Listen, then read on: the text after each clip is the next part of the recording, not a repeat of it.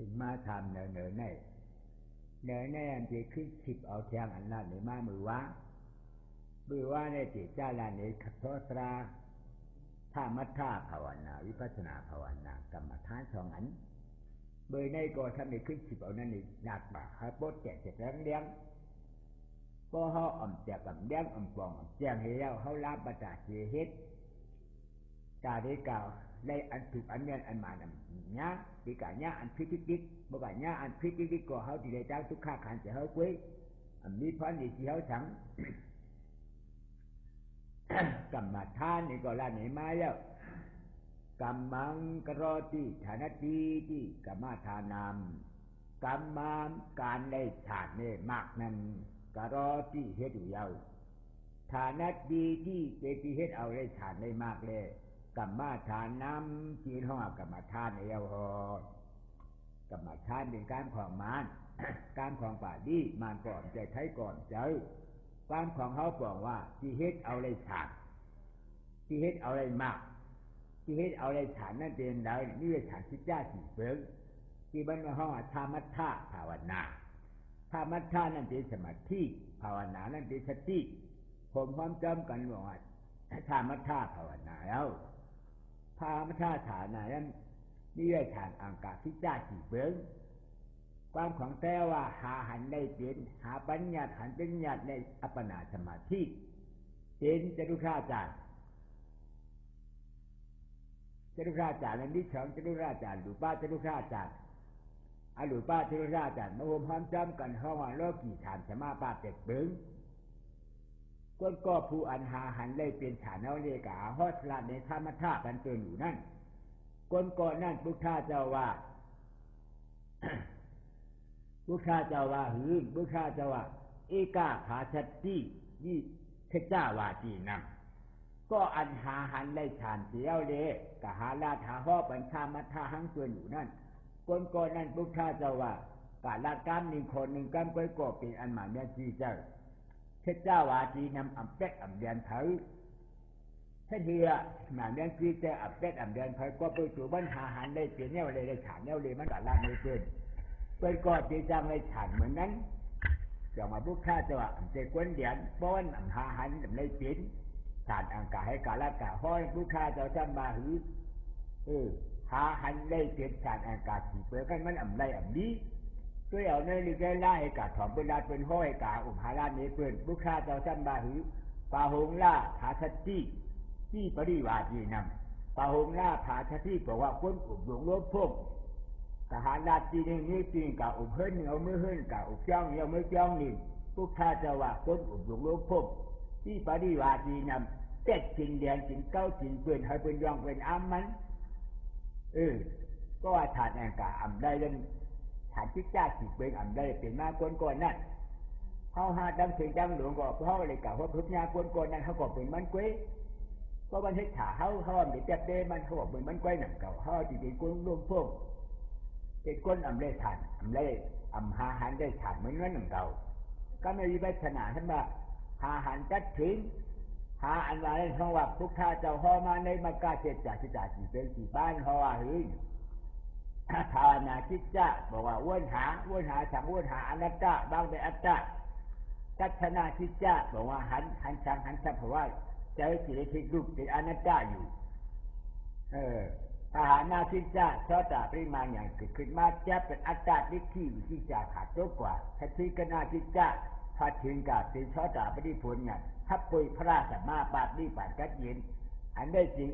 คนก็ผู้อันกาห่อปัญญาในเป็นวิปัสสนาภาวนากรรมฐานอยู่นั่นก็ว่ามากที่จ้าสีเปลือกกันมันอ่ำเฮ็ดได้อ่ำเย้าอ่ำตัวอ่ำเจนนี่มันกาอุปาณาในเป็นบุคคลเจ้าสัมมาหือปะหงล่าผาสติที่ปฏิวาตีนำคนอุบหลงล้มพงละคือวิปัสสนาอันนี้จ้าทุกข้าอยู่ตัวมันอ่ำไรอ่ำตัวมันอ่ำหันกาลาละหาห่อเนเพื่นวิปฏิวาตีนำเป็นกุศลอยู่ล้มพงหาแปดหาเรียนหาเก้าจินเพื่นพุทธาเจ้าว่าไหนพอมันหาหันจัดถึงแล้วมาที่จ้าสีเปิงไม่ให้เย้าตัวดีงามให้กะหาละหาห่อไปเป็นพุทธาเจ้าจะเหมือนอีกาผาชัดจี้เทเจ้าวาจีนำใช่ไหมกะหาละกำหนึ่งก้อยกอเทเจ้าวาจีนำเป็นกำอันเหมือนแม่ที่เจ้าอัมพิษอัมเปิง ลูกชาจะเอาเขาดีมาหนังไหนเขาหาดังสิ่งดังหลวงก็พวกเขากัดหญ้าคนรวมพงเขาก็จะไปคนรวมพงมันไว้หนังเก่าถ้าทีละไปคนรวมพงตัวมันกำอ่ำหันอ่ำไหลเป็นมาลาเดียวเขาได้อันมามันจะชุ่มจางเป็นกวนนี้เป็นกวนเลยก้อนหาหันได้ก็เขาตีหาหันได้เหมือนมันเขากว่าเฮ็ดจับเด้บีเฮ็ดจับเด้หมอป่าแต่งานหลวงก็เป็นหูนาเขาหาปลาอ่ำไรเขากะเป็นลุงน้องตะเป้กะที่หาปลาไรนี้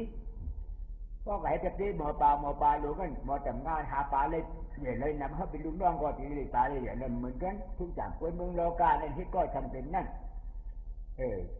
กะให้ก็คนอ่ำหูชังก็เขาเป็นคนอ่ำหูชังกะให้ก็คนมือเขาเป็นคนมือกะให้ก็คนมือเขาเป็นคนหูกะให้ก็คนเดียวเป็นคนเดียวอะไรเป็นธรรมชาติของคนเขาหลวงหมอลึกเจ็บเจ็บหมอถ่ายลึกอันว่านั้นพุทธเจ้าว่าจินดาไม่ย่าหยาจินดาไม่ย่าหยาบอกว่าวนทัดทางหาอันจีอันเจอันหมาอันเดียนพอวนทัดทางหาอันจีอันเจอันหมาอันเดียนเนี่ยเอาอันจีอันเจอันหมาอันเดียนเพราะทุกทัดทางหาอันพิษอันเจสีอันนี้ที่เขาห้องว่าจินดาไม่ย่าแต่ที่มาเป็นจินดาไม่ย่าเนี่ยเพราะอันนี้ก็อันที่จำหมอกงานในปันเขาก็คิดจากที่ได้จินดาไม่ยากก็ดีคนเขาอันเกิดมาในการผ่าโลกาเนี่ยเกิดมาป้าปัญญามาที่พวกข้าเจ้านี่เจ้าหรือกุ้ยหรือนั่นปัญญาอันมาอันเกิดป้ามาเอากันเลยมาเอาที่ท่าหายาไปก็ปัญญาจานี่จ้าเสียนาเพราะให้ก็คนมีปัญญาเขาเป็นคนมีปัญญาเป็นทุกอย่างธรรมดาของคนเขาเอาอันดีลาเนกาที่นี่ข้ามัทธาภาวนาวิปัสสนาภาวนาเขาพอแจงเลี้ยงจิตใจอุปามามันนี่ในการขันถาลวงหาเปิงอันป้ากัดยาปืนที่ตัวคนเขาอันนี้อยู่ในโลกาทัศวรรษจำบดจำพิจารณาขันท่าอันนั้นก็มาลาในเป็นการสองข้อการคนเมืองมากระทะเขาว่าละอยากจะจีคำเพราะว่าละจ้าใกล้หีเมืองบ้านเขาว่าละจ้าใกล้หีคนเมืองแท้มาละจ้าจีเป็นอันเดียวกันเป็นเมืองอันจะหอคำลงปีที่สาระอุปถัมภ์ของน้ำนั่นล้วนพุทธะจะหอปิดภาพบุกมาหวามาก่อหวายแล้วได้หวานี้แล้วเขามาเมืองอยากจะกี่อ่อนตั้งเป็นบุตรมาเอาก้าเมืองอยากจะกี่ละเขาว่าก้ามากระท่นี่ใช่ป่ะป่าดีใช่ป่ะบอกว่านอกการก็เป็นไตรลัดบอกว่านอกการไตรก็เป็นมาลัดบอกว่านอกการมันก็เป็นไตรลัดบอกว่านอกการไทยอันว่านอกการอันมันเป็นป่าดีนอกการเผยการมันในการมันกระท่าป่าดีได้นั้นมาหือไว้ให้เขาปอกอย่างนี้แต่มันกระท่าผ่าษาอันนึงเนี่ยชักกะตาเหมือนกันมันกระท่าผ่าษาได้เป็นก้นมือหนาจะกระหีเขาลายิบตีมาลูกชาเจ้าเอายิบตีกันน้ำอันเป็นต่างการดีเขาชักกะตาเขาที่นั่นลูกชาเอายิบกันจีก็เป็นลูกชาเจ้าอยู่ในเมืองเขาจีเลยเอายิบจีนาเมืองไทยเขาเนี่ยก็หมายยิบกันต่างการดีชักกะตากันน้ำเขาว่าหรือนี่เหมือนเจ้าเหมือนจ้างผ้าเน้นอันว่านั่นเขาว่าอะไรนะทิศคัดที่ทีนาที่พิกษุทีนาที่มีชินสีล่าเสียเล่ทิศคัดที่หมอย้อนกินเข้าพิกษุเจมาพิกษุในเด่นการเมืองไทยเขาเอาในสกัดได้มาละมกทาในสมัยมกทาในสมัยกิริชีพิงกันที่อีนาที่พิกษุใช่ไหมก็อันเอามากอาริยะเหตุแจ๊บเจ็ดเขาจะปฏิมากอาริยะเหตุแจ๊บเจ็ดอาจารย์ทิกที่วิกิจฉานั่นก็ห่อพิกษุนักวิชาเขาก็เป็นพิกษุอยู่แล้วพิกษุเนี่ยมีสองพิกษุสองพิกษุว่าหรือกามาลัชฌานาพิกษุนี่ก็หนึ่งอนาคาลัชฌานาพิกษุนี่ก็ที่สองกามาลัชฌานาพิกษุเนี่ยเป็นนักวิชาการนะถ้าปีนเขามีอยู่นี่โผล่อยู่อาจารย์ที่เรียกวิธีที่ฐานดีหาลายกายกายเย้าเนี่ยที่เขาว่าพิกษุอยู่โฮมอยู่โฮมดีโฮมโผกำได้แจวอันน่ะฐานีมุกตากับมอกการเขาจ้ากาดนั่นเก่งจังหลวงเย็นทั้งบ้านอาณาคาลัชนาพิกษุเอาอาจารย์ที่ฐานรูปเดียวบดเสียวอยู่เช้าชิงก้อยก็อยู่นอนก็อยู่กินก็อยู่หมูทั้งก้อยก็อยู่กุ้ยอันนั้นทำติดพิกษุอันเดียวพิกษุเนี่ยที่สองอันพิกษุนั่งวิชาขาเขานั่นที่ก้อนนี่ ที่คู่อันอยู่เท้าไว้ก็อยู่ที่ไว้เจ้งที่สาที่พวกแต่มาว่ากันเขานั้นปีก่อนหนึ่งแห่กล่องเสียงแรงใจที่คู่อันมาแล้วมันใจยิ่งใจใจเมื่อเด็กก่อนเอามากงานจัดแต่อาจารย์ที่ชื่อเลยที่สถาอันตั้งเช็ดเดินห้องว่าชอบตาบาดที่คู่ชอบตาบาดที่คู่ในกวนยิ่งก่อนใจกวนใจก่อนใจขุนก่อนใจผีก่อนใจทางก่อนใจผีมันว่าอาริยาอันมาการของเขาสมาเฮ็ดพิษให้ชนะมันเฮ็ดพิษหนึ่งธรรมะที่หันถูกแมนจีใจสองธรรมะแสงกัปปะวนถูกแมนจีใจวนจากลุ่มวนเป็นอนัตตาหันชังหันเป็นอนัตตาถามดีศรัทธาธรรมะศรัทธาแปลว่าอยู่อย่างอนัตตาเย้าตัวหรืองานทำเปิดเนี่ยที่อันอยู่มาแมนจีใจหันมาแมนจีใจวนมาแมนจีใจอันมันเหตุการณ์ดังบดจังที่เหตุการณ์หน้าก็อ่ำที่สีหน้าก็อ่ำพิษก็เพื่อให้การจ่ายหน้าสีหน้าเลยอ่ำพิษเรื่องจริงๆไม่ว่าอาดิยาเรานั่งท่ามัดท่าอยู่นั่งได้เป็นเสียวที่จูบมองชิดจูบมองเท้าจูบมองปล่อยเย้าอาดิยาเขาจะเป็นอะไรเลยโลกีอะไรโลกุตระอภิญญาอิทธิวิชาอภิญญาเอาอิทธิวิชาอภิญญาที่เฮ็ดจับแล้วไปตัวเขานั่งไอ้จิตวันอ่ำเคยใจอยู่ก็อ่ำใจอันนั้นจีวาสังจีวันมันก็เพื่อติดคู่เลยอันนี้อาจารย์ที่วิชาละขายแล้วเลยที่เขาห้องว่าพิคู่หาปล่องเสียงแย่เสียพิคู่อันมามันอันใจยิ่งอันใจใจติดก็อันเฮ็ดพิษเด่นก็อันเอาที่วิชารับบทเย็นหายเป็นพิคู่ก็อันเฮ็ดพิษเด่นซ้ำเป็นอาริยาก็อันเฮ็ดพิษเดียวก็ผลพิษอันไรผลพิษอันมาตายแล้วเกิดแล้วตายห้องว่าผลพิษก็อันไรแล้วก็ตั้งกัดยินชานฉาในอันบุญมองก็ได้อยู่ไรอยู่แล้วก็มีมาจากเพเดอันว่าธรรมะธาภาวนาวิปัสสนาภาวนาพุทธะจะธรรมะธาภาวนามือหนังมาให้มือหมาให้วิปัสสนาภาวนาถ้ามือหนังคุณลงทางชี้ให้เขาบอกอย่างแรงเจอดีขันธาตัวที่โคตัวไปที่เขาในระหว่างขันธาปิ้งยัดหนึ่งก็หูสองถามมือสองขวาเปลี่ยนถามสี่ห้าขาสองควานเป็นห้าหกตัวเป็นหกตัวจังหกวัดเมามากัดจัดกันเหตุมาติดจุ่มเดียวกวนเดียวกันนั่นคือมันบาท่าหมู่ห้าปัญญาปรามัทธะอนัตตาอันมามีในเขาได้เพราะว่าออกไปเขาหกวัดได้จริงอนัตตาอันมาที่มันได้อนัตตามันลุกกันเลยมาบุคคลจะว่าอภิธรรมะอภิอันมานั้นลึกหนาธรรมะนั่นเป็นอนัตตาอนัตตาเนี่ยก็เพื่อเอาอ่างฝาลักษณะหกวัดมาหกจับละไปพอเจ็บมาบอกว่าขาเกาเจ็บพอหูใครมาบอกว่าหูเกาใครอันใครได้เป็นปรามาสอันเจ็บเป็นปรามาสอัมหันเป็นอนัตตาอัมหันก็เอาเป็นหูเป็นขาเป็นปีเกาเจ็บก็เพื่อในการที่หันถึงอนัตตาในจิตเพราะว่ามีการงานสมาธิที่ลูกชายเจ้าเฮา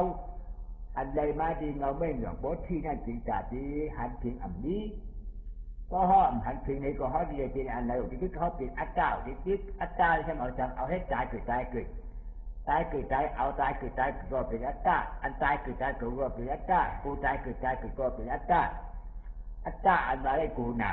อันฮัดเป็นอัตตาให้ใจเกิดใจก็เป็นมันกูก็เป็นมันอนัตตาเรียมฮิตอันใจอันเกิดอันกูใจกูเกิดตัวถ้าเป็นอนัตตาหาเฉพาะตัวสองตัวอย่างเหมือนกันอัตตาเลยนาเถอะนาแข่งขาล่าได้เป็นช้างแข่งขาลักขันตาผู้สู่จิตสองก็ไม่ต่างมาว่าตระผู้สู่ทับแปดอยู่ป้าว่าตระผู้สู่ห้าหรือป้าว่าผู้สู่สี่หกดังบนที่คิดไกลผู้สู่จิตเจ็ดผู้สู่จิตสองมาหงความจำกันดีกับเคยเท่าเก่าได้เท่าเก่าแล้วกี่ได้จิตขึ้นหาจิตปลายสองออกไว้เฉียงหยาเลยเวทนาท้องอันคือหาจิตมาหงความจำกันดีกับกายแปดจิตจิตปลายเก่าเช่นในจิตปลายเก่าเช่นมาหงความจำกันเพราะว่าสังขารและขันธ์แข่งขาล่าและขันท่าแข่งขาล่าอันวางให้ทางหางปองตายเกิดขึ้นแล้วตายขันท่ามาโฮมพร้อมจอมกันยี่อยู่กาหื้อนี่ไม่อยู่เจ็ดที่ไปเกาเจนนี่มันห้องแข่งขาและขันท่าก็ในวิญญาณในขันท่าวิญญาณในขันท่านั้นพอมาแล้วเนี่ยที่แจ็บอ่ำกลางมันมี6 เส้นพอมาแล้วที่กลางมันมี32ก็มาแล้วนะที่แก่บ้านนี้มาโดวิญญาณเช่นนี้เช่นเดียวอันนี้ที่มันว่าวิญญาณในขันธาก็นะครับ ทังยักขันธาทังยักขันธาบอกว่าจ้องสังหารจ้องห้างจ้องสิงจ้องไออันเกิดบ้าไปจิ้วป่านอันนี้ห่อทังยักขันธาหาปืนก็ไม่เอาไปจิ้วป่านนั้นอันไปฮอดถึงมาอันนี้พูดมาเยานั่นสองปืนอาทิตย์เลยอันอากาศนั้นขึ้นวนถึงอันนั้นห่อธรรมะร่วมมันอันกับต้องธรรมะร่วมมันก็เป็นทังยักขันธาตั้งหกปืนมาห่มพร้อมจำกันจริงว่าทังยักขันธากองอยู่กันก็ในครับเวทานักขันธาในนิกากาอื่นตัวชาสองจีนชอบมาได้ชาที่ข้าวเวนะฮัมพกคิดสองอุปข้าวเวนะ55ผมกันดังบดเป็นปากฝ่ายที่เก่าจีนในปากฝ่ายที่เก่าเคยมาคือรุ่นกลุ่มกองกันห้องว่าเวทานักขันธากองเวทนาก็เนี่ยรูปแรกขันธาในนี้เลยอุปาทินารูปอนุปาทินารูปนั่นดินน้ำไผ่รวม4อันเพราะว่าอนุปาทินาอันกาอิงตึงไผ่เขานำกันอิงตึงกันเนี่ยเป็นมาเพราะว่าอนุปาทินารูปอันที่ไว้ท้าย4อันมาอุปาทินารูปมาอิงตึงเขาดินน้ำไผ่รวม4จังเจนทั้งหมดจังเป็นโหมจำกันนี่เท้าป่าเจ็ดเช่นอันนี้เท้าป่าเจ็ดเปลือกกันมาโหมจำกันทั้งหมดรูปแรกขันธารูปท่านบอกว่าลายค่ายให้เรียกนี่แหละก็จะไม่เอากัดเจ็บทานถ้าเรานิดบิดกาปิดมาจีนมาลายค่ายอย่างเงี้ยขนาดท่านบอกว่าผู้จะผู้เจ็บผู้แก่ผู้ตรวจที่ทุกทานเวลาเนี่ยขนาดท่านบอกว่าฮับฉันฮับเจ็บฮับแก่ฮับตรวจฮับทานฮับใบฮับกัดแทงขาแรกขันขาในสมาให้ทางหางปองให้ไม่กัดเจ็บแก่ตู้ตรวจเน็ตชาเยี่ยวไม้สีปองทางเนี้ยขนาดนั้นจ้องเจ็บจ้องแก่ตู้ต้องไม่จ้องกัดผมพร้อมจำกันเพราะว่าขันธา5เปิงในขันธา5เปิงให้ผู้ชายเราจำมาไปจักขันโทว่าปรามังตุกขันในผู้ชายเราพ่อมาหนังไหนไปจักขันโทว่าขันธาหลวง5เปิง5เปิงจังสิ่งทั้งหมด5เปิงง่ายกว่าปรามังหรือหล่นต้นที่ปุ้นเป็นเชียงตุกขันขันใจตั้งทุกข้าขานใจได้มีขันธาหลวง5เปิงนี่กว่านอกให้ขันธา5เปิงจ้างทุกข้าอันว่านั่นนี่ทุกข้าสี่เปิงเลยเขาถามนี่เลยที่เขาขันธา5เปิงอ่ะมิแค่อันไหนเขาได้เป็นอันเลยหล่นต้นเจ็บปุ้นเป็นเชียงอย่างว่าปัญจขันธ์ว่าปรามังขันธาทุกคำได้เป็นการของพระเจ้าเราคือขันธาทุกข้าหลวงเขาได้เป็นอย่างหือเจ็บดินน้ำไผ่รวมนั่งไปทุกนอนเป็นขันธาทุกข้าเชียงนั่งไปทุกนอนนั่นเพราะว่าลูกขันธาผู้นั่งไปทุกนอนนั่นเพราะว่าวิญญาณเนคขันธาฮัดนั่งไปทุกนอนนั่นเพราะว่าอุจจาระเนคขันธาจอมผู้จอมสตินั่งไปทุกนอนนั่นทั้งหมดทำเพราะว่าสิ่งเนคขันธาเนคขันธาหลวง5เปิง5ป้าให้เมื่อหนังอยู่หลวงไว้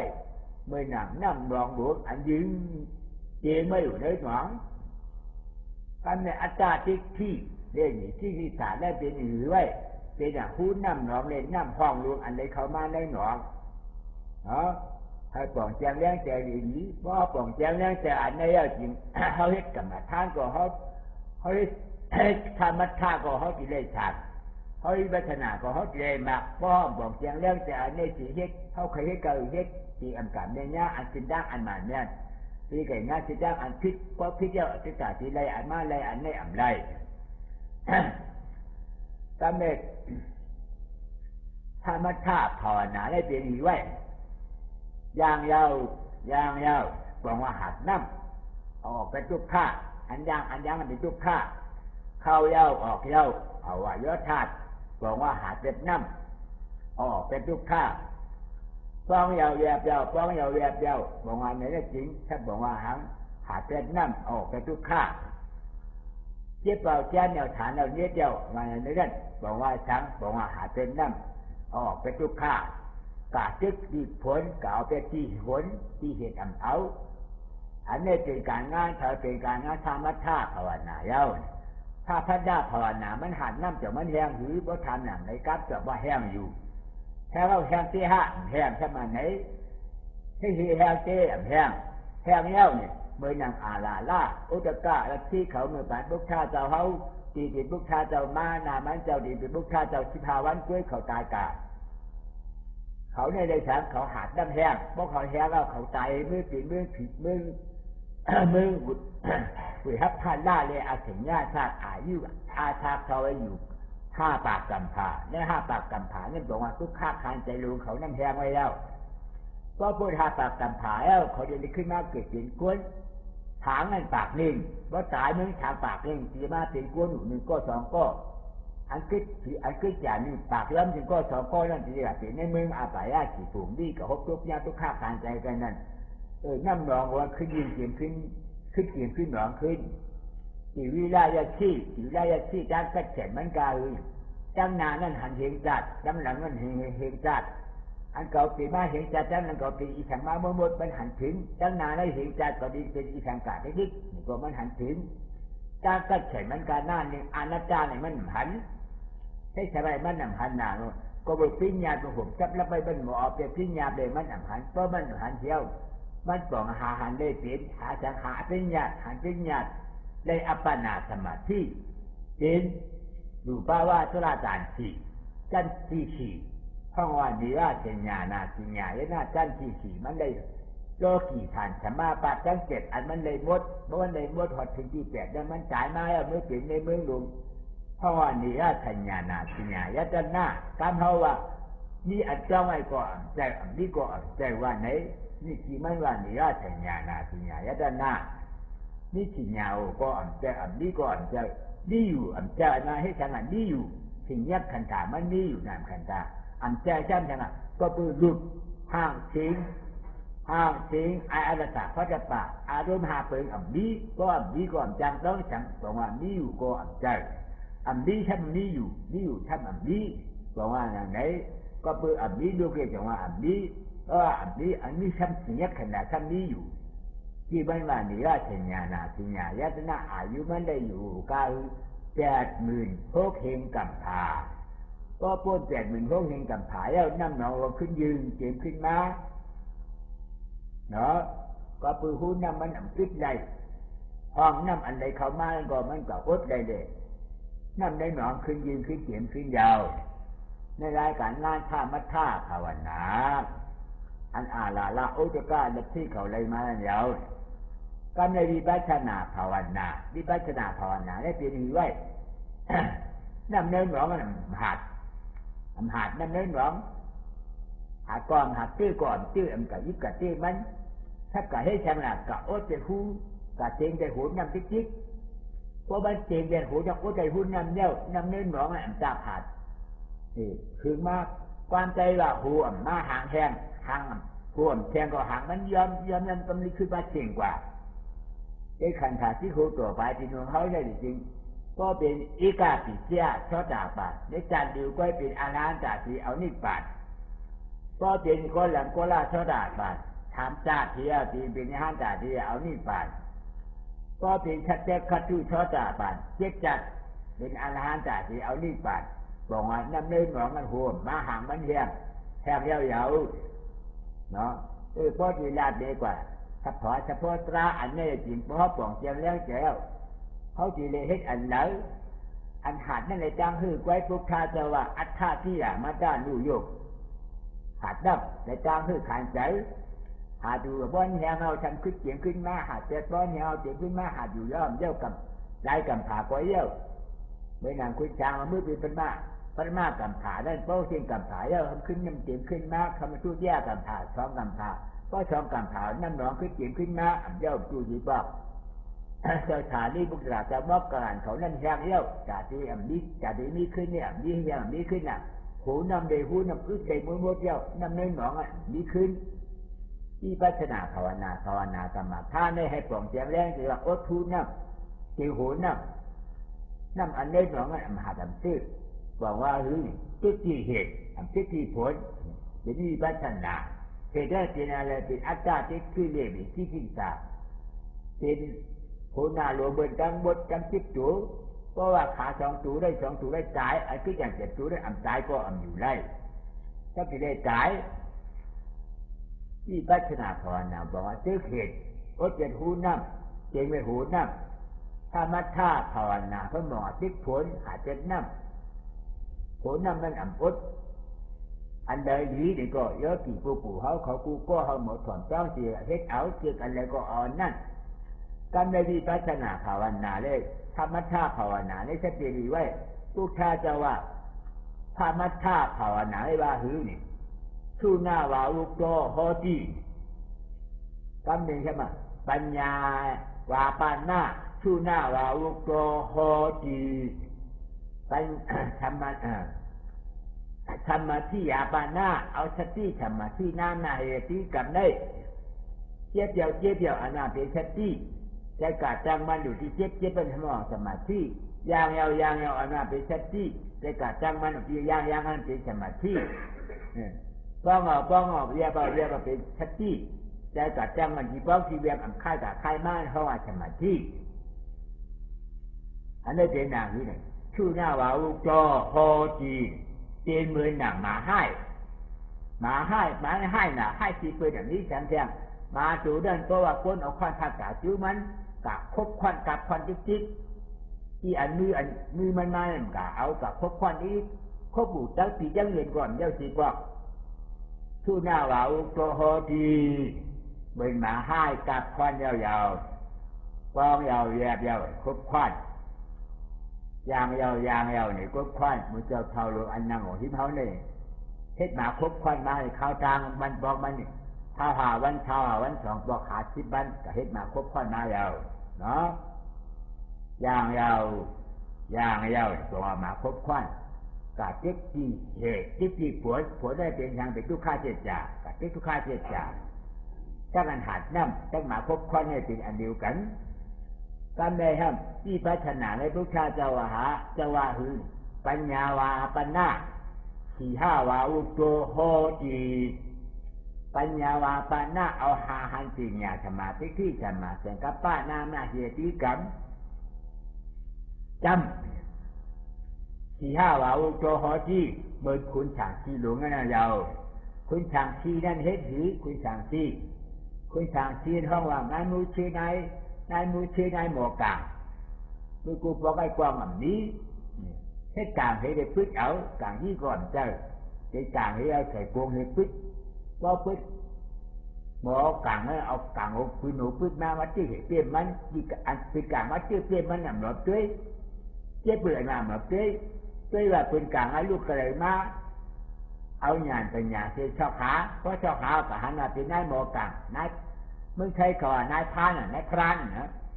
ใช้เขาว่ามึงได้มานายมูชื่อผู้หมอกลางอีกกลางไอ้ลูกก็เลยไม่เพราะมันชอบดอมหาหันเนอะอันชอบหานั่นเป็นเผยเป็นสมาธิกับป้าอันหันนั่นเป็นเผยสมาธิที่นายมูชื่อจะทำเป็นเผยเป็นอัตตานะให้ปองเจียงแรงใจดีเพราะว่าหาหันอนัตตาเอาจริงๆลำจำอัตตาที่ดิอัตตาแรงเป็นนายหมอกลางที่หมอกลางลำที่ดิพอกลางคือเดียวกับครบผู้มูชื่อผู้หมอกลางตายตัวผู้มูชื่อผู้หมอกลางตายเอาปืนกลางให้มาขึ้นเทียงสีปอก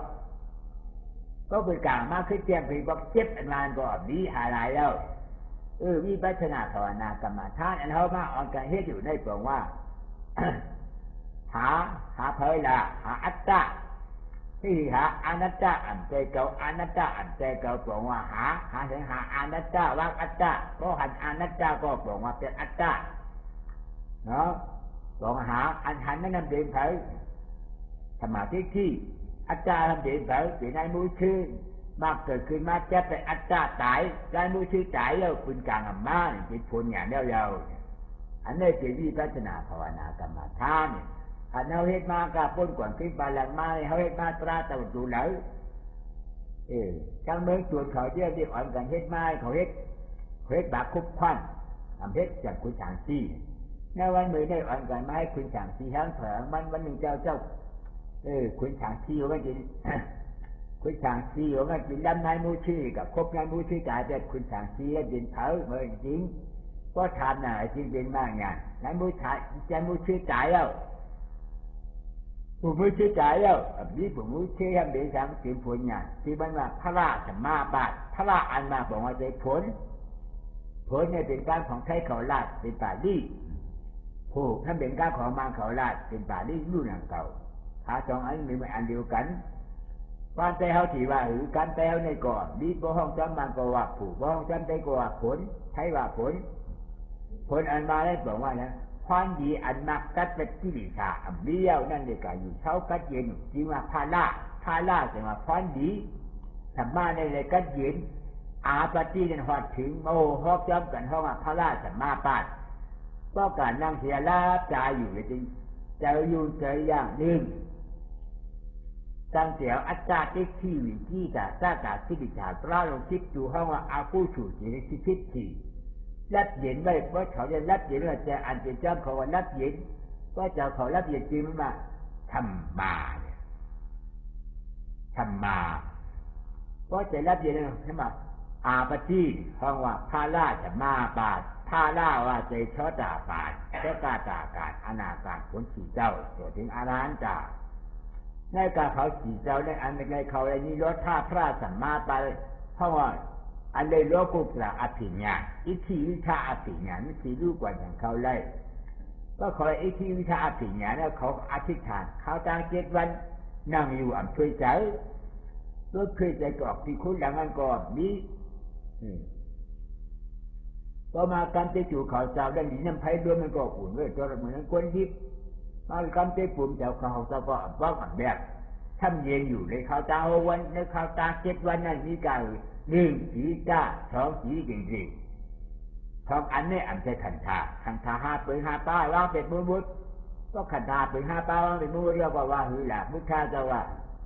ขันธานิโรธธรรมปรามัมทุกคำเพราะว่าขันธาปืน 5 ป้ารับบทเย้าตั้งทุกขะกัดหยินนั้นที่เกิดขึ้นมาอันขันธาปืน 5 ป้าเนี่ยเอาให้เป็นด้านทุกขะธรรมะขันธา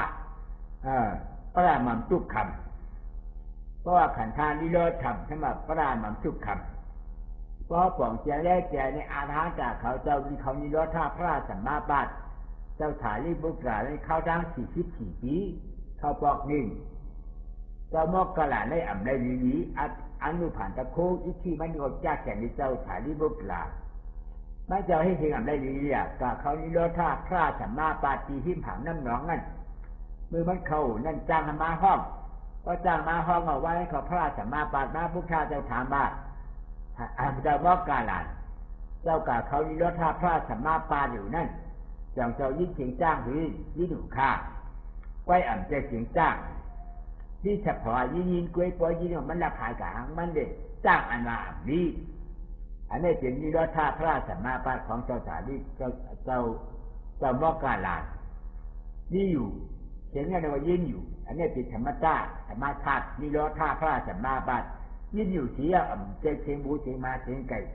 นี่เฉพาะว่าหนึ่งอันหรือเว้ยนั่นเพราะว่าพระสัมมาบัตินิโรธาของถาเมียนอาราหันจากอาณาการเขาเจ้าก็ในของวิสีชาอาราหันจากอาณาการเขาเจ้าได้จิตยิ่งรับเย็นบด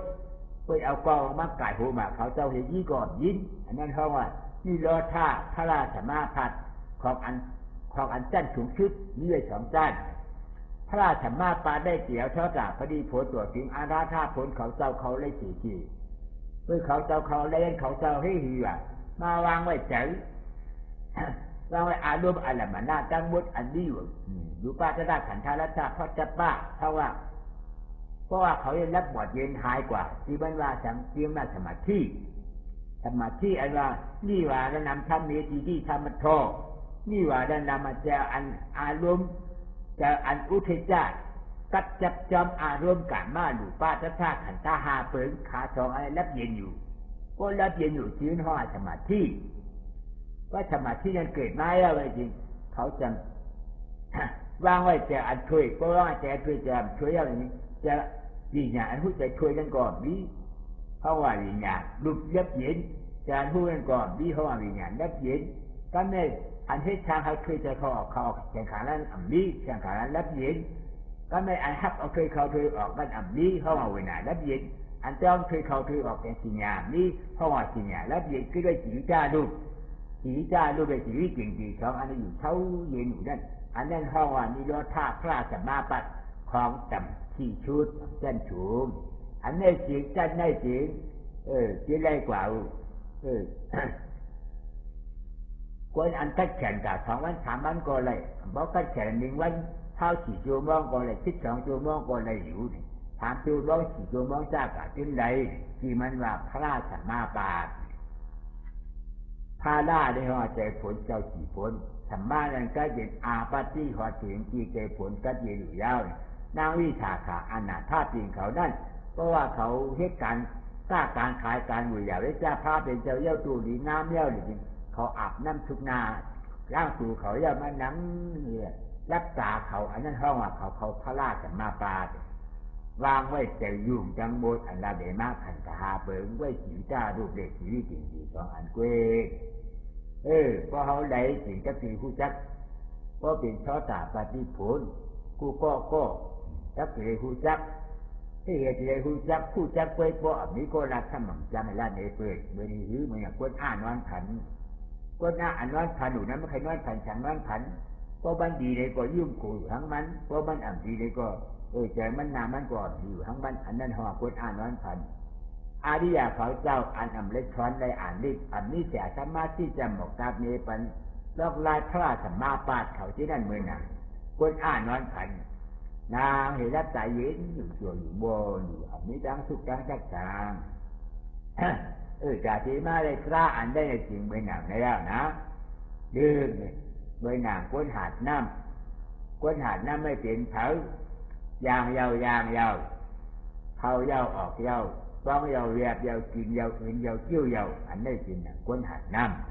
ำทำให้พวกชาติที่ปัจนากินได้ก็อันใจของเก่าอนัตตาเข้าออกไม่อันใจของเก่าอนัตตาฟ้องแบบปู่ในอันใจของเก่าอับบาเลยอนัตตาย่างอยู่ย่างมึงเดียย่างนี้อันใจของเก่าอนัตตาอันนี้เป็นวิปัสสนาวัตถุนามเกี่ยวหูนามอันเดียวนี้ก็อนัตตาถ้ามาจากอุปาบิยามันให้ปลอกเสียงแล้วใจดีคันขาหลวงเขาที่หูตัวไปที่ได้มือหนังของแห้งของยียาแห้งยุบยับก่อนหนึ่งขันมาไฟจุดเจ็บไฟลูกหูเนาะก่อนหนึ่งทำเจ็บดังกับพดก่อนหนึ่งทำกับพ่อไปกดจุดไฟนี่จะสองลายนะที่พัฒนาภาวนาแล้วของยุบยับบอกว่าก่อนมาเอาไฟจุดเมื่อยังขึ้นป่าไม่ห่วยหลวยนั่นนะก็อันยิ่งไฟขีดขาดจุดได้กับพ่อแหบเด็ดมันไม่ได้มีพัฒนานะกันเลยให้ธรรมชาติภาวนาได้ทั้งมาคือกล่าวน้ำพุน้ำก็น้ำแห้งเอาพุจุดน้ำพุจุดทำไมขึ้นจิ๊กทำเอาน้ำพุทำเดียวเหตุปอกที่พัฒนากับแหบได้คนอันนี้ไฟขีดจุดเพราะคนนั้นตายเลยจริงอันนี้ไฟจุดเดียวไฟนั่นแค่เสียแล้วเย็นก็เย็นอยู่ยาวได้เป็นหน้าที่ลักษณะแถมเด็กคนจุดไฟถ้ามัดท่าผ่านน่ะป้องเอาเวียแบบเขาเป็นคนพดน้ำไผ่ให้ป้องส่งอย่างนั้นใจดีเขาเคยเฮ็ดอะไรก็เฮ็ดจากการนี้มาเฉพาะตราที่นี่พอมาเกิดทบทุกข์ยาศาสนาพระเป็นเจ้าเพราะว่าผมเอาคนพบศาสนาพอพบศาสนาท่านบอกว่าให้เขาเป็นคนบูชาเจ้าเพราะเป็นคนบูชาเจ้าแล้วเขาถือกับจำบูชาเจ้ากู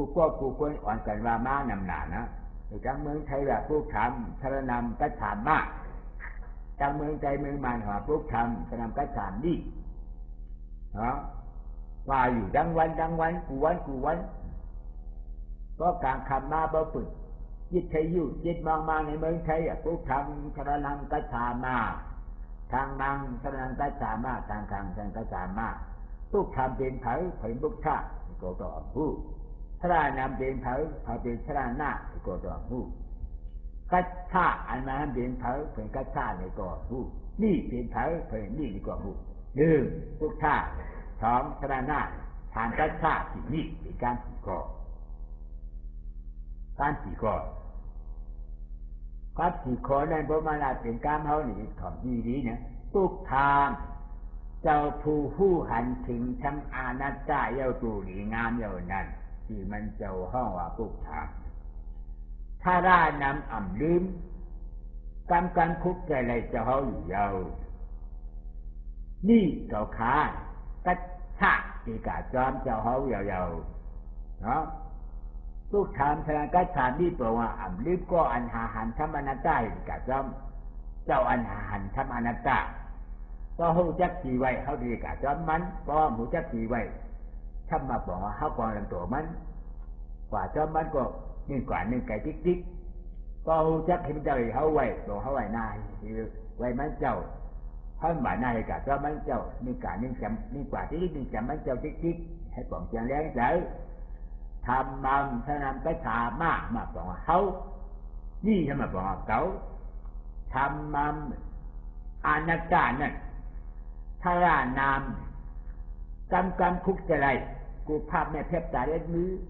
ที่คุกจะอนัตตาอันใจเก่าอนัตตาอันใจเก่าอันว่าหนังในเพราะว่าทานานะนี่ยังติดเก่าตัดท่าในกาจอมกำคุกจะไร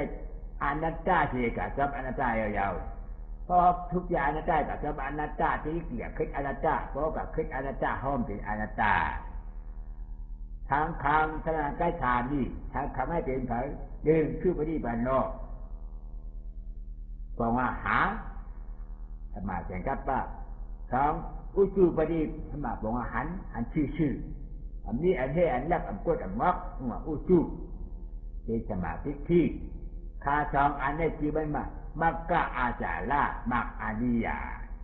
ตินดองโทตาปฏิมาเนาะในบ้านสองก้อนเนี่ยก็ไม่ถามนี่หงายปฏิปันโนนะมากเขาจะไปมากเกิดขึ้นมากแจะเป็นอัตตาที่จะเป็นหงายปฏิปันโนก็หงายปฏิปันโนรับไก่เอาถามนี่ที่ปฏิปันโนเป็นเขาจะปฏิพูนเนี่ยเกิดขึ้นมาแจ้งใจเขาสี่อันนั้นจริงว่าถาว่าก้าแทงคอถาวกทางข้าในคนเหมือนกันทั้งสี่อันนี้โหเหมือนกันบอกว่าหันอนัตตาเหมือนกันหมดโหเหมือนกันพิษอันเป็นกันเป็นอันเดียวกันบอกว่าเอโกธรรมโมอนัตตาอันหนึ่งอันเดียวกันเอโกธรรมโมอนัตตาโตภาวิโตปะหุริงกโตอภิญญายะสัมปทายะนิพพานายะสัมปตติพุทธะจะว่าไหนนะเอโกธรรมโมธรรมโมธรรมอนัตตานั่นเอโกเป็นอันหนึ่งอันเดียวกันไม่ได้อันภาวิจรก้วนจิกอนัตตาใจเก่าอนัตตาใจเก่าภาวิจร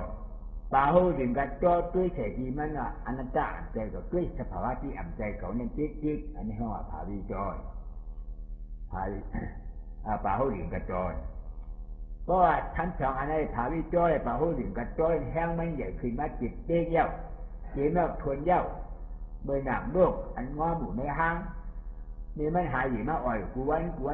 เพราะว่าวันหนึ่งมาติดวันนั้นเจียมทวนแห้งมาเจียมทวนอยู่ที่มันนี่จะเรียวินออกไปมันนี่มันมาเอาวินเนี่ยเอาวินพอที่เพชรที่ยะอันมาเมื่อหนังอันนั้นนะเมื่อหนังติดโลกกันนะเพราะว่าถามคิดไปเจียนแห้งมันเจียมทวนที่นี่เอาเจียมทวนละเนี่ยเจียมว่าอนุโลมาให้ห้องอนุโลมา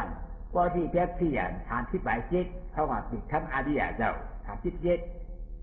อนุโลมาทำไมถือว่าอนุโลมาเนี่ยก็เป็นมาเป็นใจเขาว่าอนุโลมมาว่าอนุโลมเป็นอันใดบอกกับถามเจ้าหนังได้จริง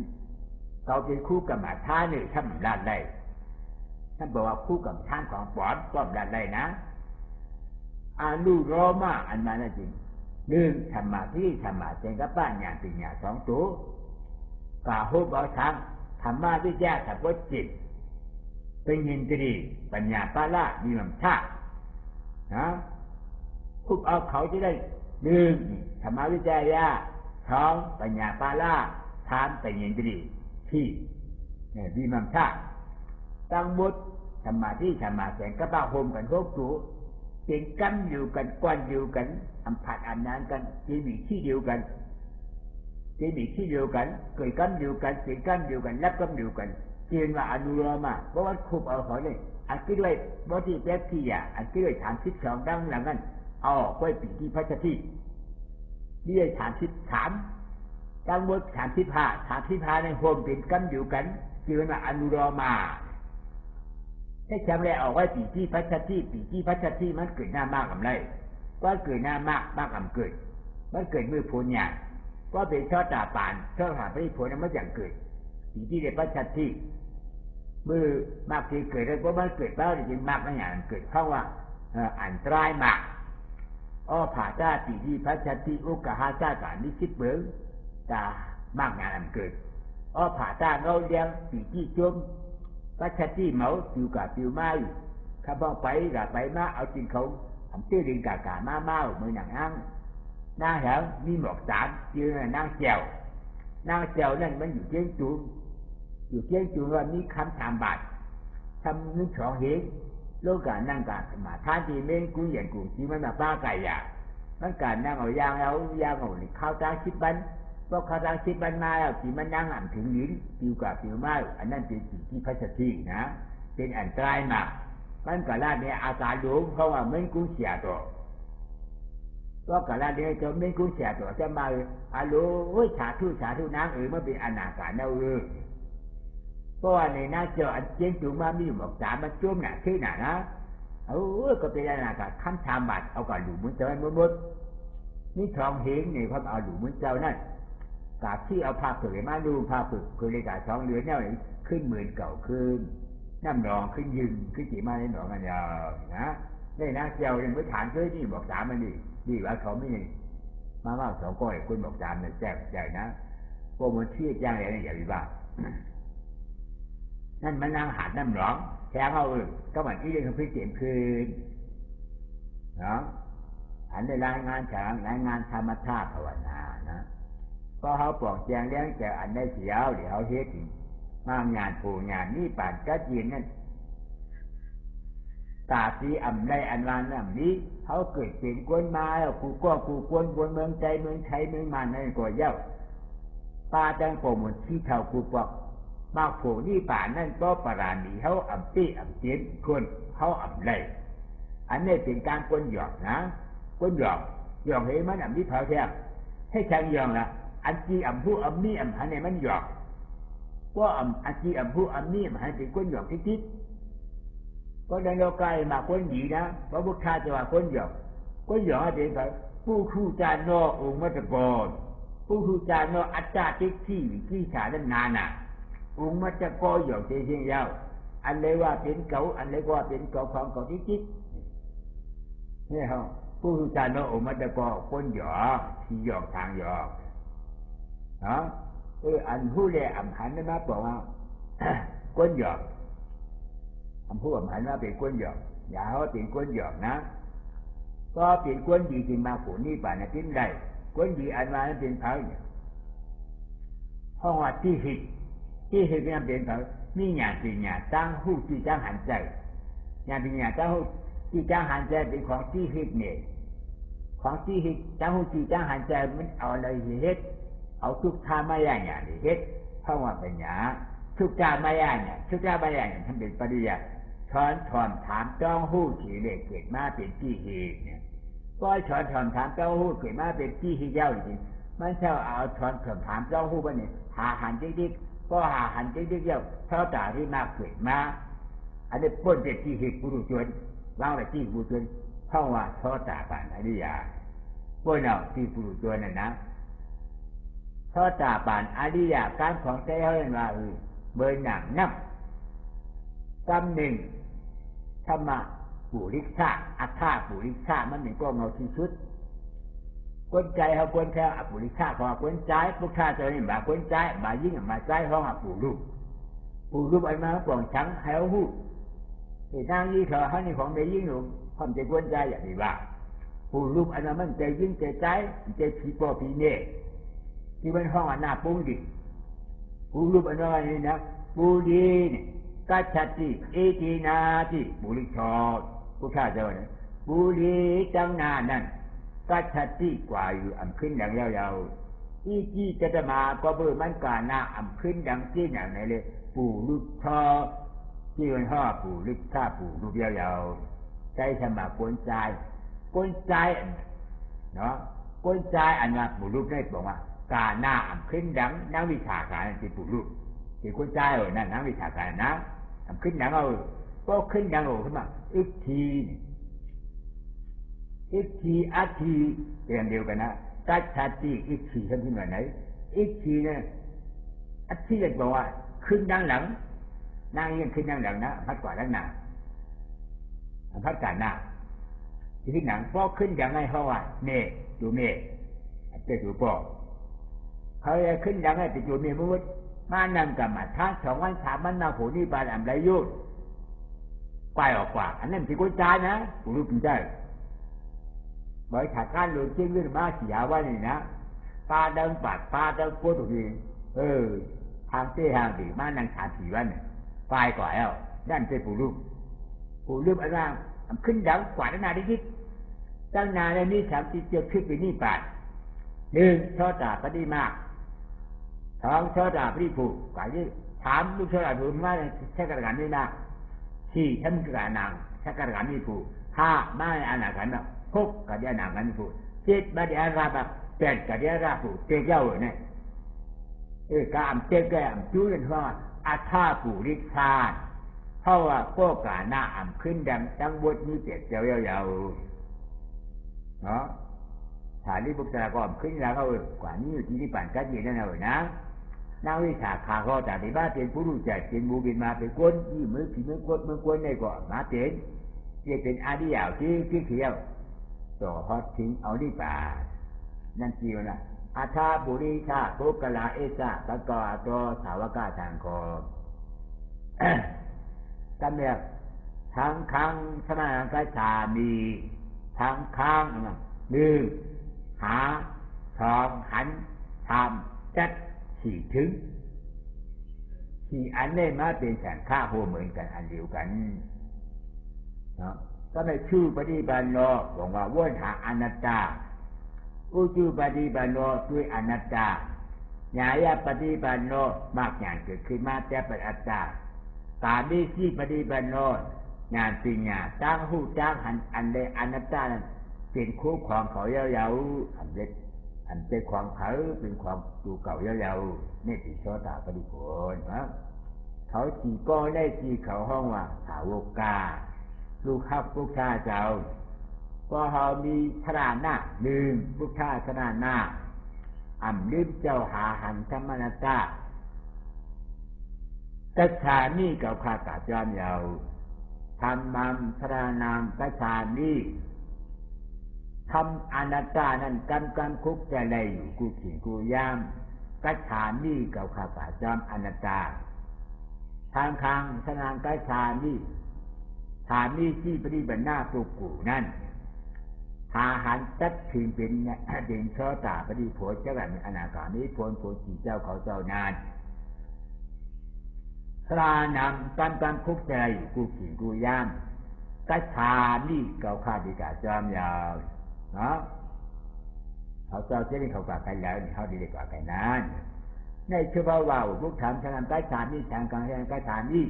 ก็อันฉวนเท่าว่านั่นก็อำนาจในเขาว่าสมาจอมมันเขาช่างมันปอกก้อย2 ก้อนได้เป็นหิวไว้ก้อย2 ก้อนได้ก้อน1ใบหนังลิ้น2 ตัวลิ้นตัว1กับเขาเป็นแบบอุดมมากนะลิ้นตัวนึงถ้าใครกินถังไว้วางแต่ย้อนเอาถ้ามาปั่นลิ้นตัวนั่นลิ้น2 ตัวเอามาป้าปั่นกันถ้ามีแต่มีแต่ได้กินน้ำเจ็มน้ำมันละป้าอย่างที่ได้กินหืมก็ถามมาอย่างไรจริงทำได้กินแค่ช่างทำได้กินได้นี้ผ้านี้มีจริยามานมาเป้าเป็นทำอนัตตาอย่างนี้นะพวกทำคำมันเป็นอนัตตาพวกทำไม่เป็นก็หาหันอนัตตาอันทำมันเป็นอนัตตาทางขาเนี่ยก็อันจบ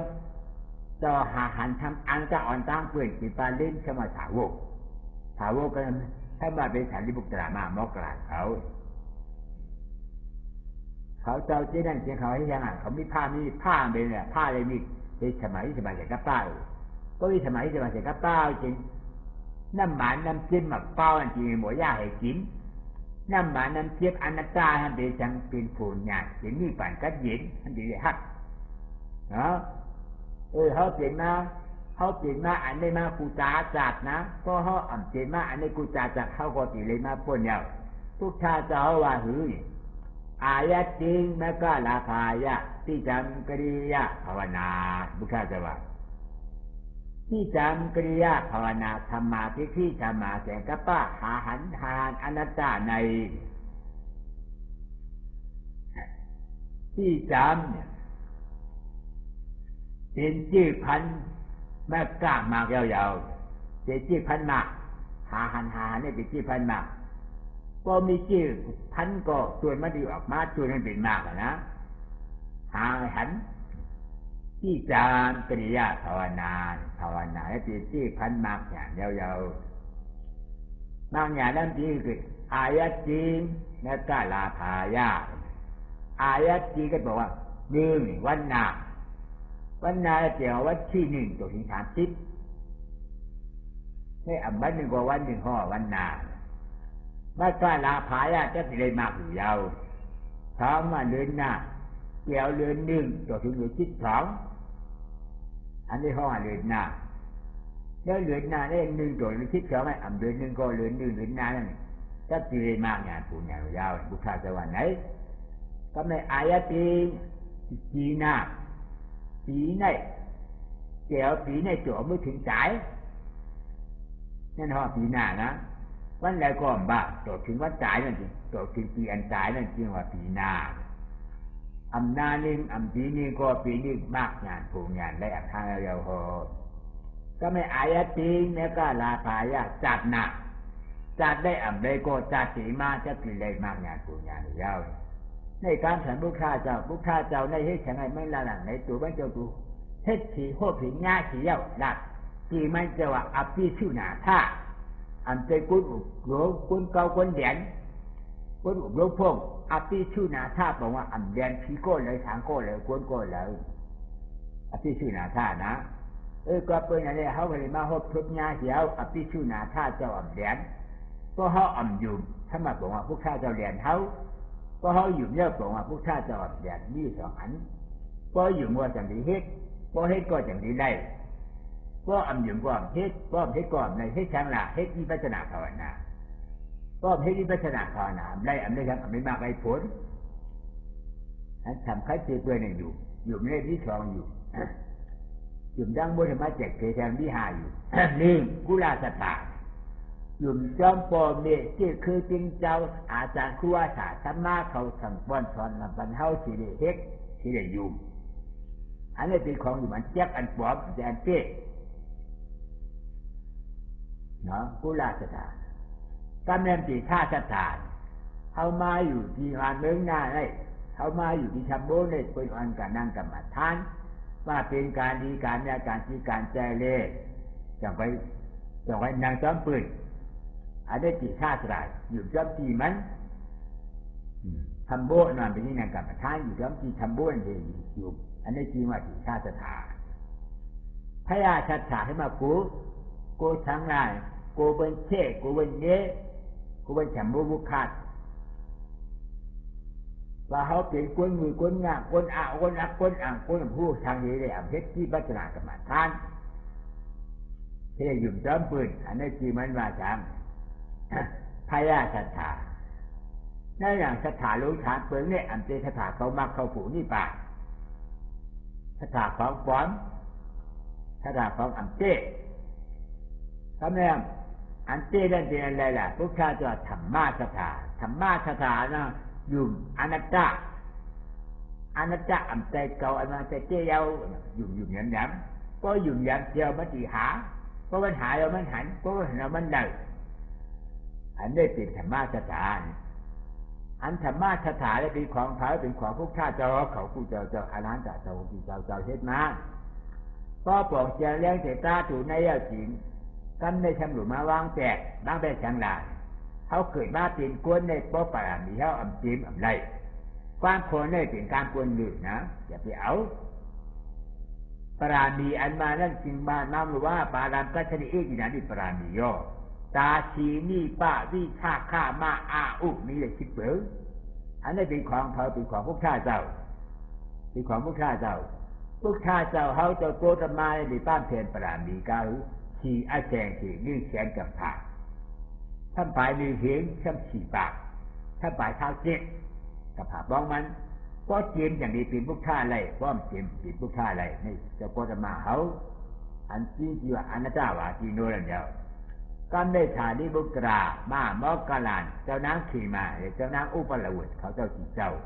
เพราะว่าอากาศสาวกลูกชายหลวงเจ้าก็อย่างที่ชุดเพราะว่าก็อย่างที่ชุดอากาศสาวกมาสาวกอากาศสาวกอันทอหลอนดอนเจอย่างที่เป็นที่ชุดตอนเจอย่างที่เป็นเขาเจ้าได้ป้ามแทนพระรามดีก้าหนึ่งอาแจงที่หนึ่งแสนกับผ่าเกี่ยมเยอะจังว่าเป็นฉาดีบุตรมาโมกกาลันนางงูขี่นางขี่มาอุปราวุธได้ปาเขากันได้ครับจังเสียเอาเจ้าอานุนอานันตากัจจป้าสุนทรา